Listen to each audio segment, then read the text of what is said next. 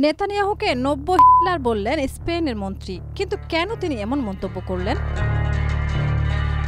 ইসরায়েলের প্রতি কঠোর বার্তা দিয়ে স্পেনের পার্লামেন্ট সম্প্রতি একটি বিল পাশ করেছে, যাতে দেশটির দখলদার ইসরায়েল সামরিক সরঞ্জাম রপ্তানি নিষিদ্ধ করার আহ্বান জানানো হয়েছে।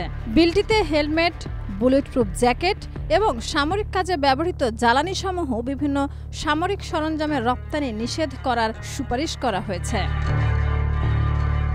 স্পেনের পররাষ্ট্রমন্ত্রীও ইসরায়েলের আচরণকে তীব্রভাবে সমালোচনা করে বলেন, ইসরায়েল গাজা উপত্যকাকে কবরস্থানে পরিণত করতে চায়। তিনি ইউরোপীয় ইউনিয়নের প্রতি আহ্বান জানান যেন তারা মানবিক মূল্যবোধ রক্ষা করে যথাযথ পদক্ষেপ গ্রহণ করে।